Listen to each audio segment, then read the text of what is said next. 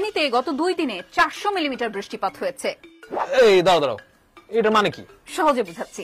এটার মানে হচ্ছে ওই এলাকায় 48 ঘন্টায় যে বৃষ্টি হয়েছে তার ফলে সেখানকার সমতল অংশে যে পরিমাণ পানি জমেছে তার উচ্চতা 400 মিলিমিটার বা 40 সেন্টিমিটার বা প্রায় 16 ইঞ্চি।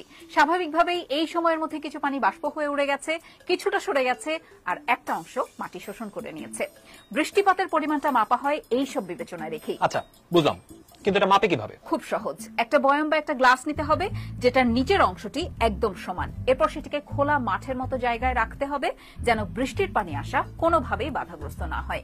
নির্দিষ্ট সময় পরে সেখানে যতটুকু পানি জমা হবে তার উচ্চতা মাপলেই বের হবে কত মিলিমিটার বৃষ্টি হয়েছে। ওকে, বুঝলাম, কিন্তু এটা কি কাজে লাগে?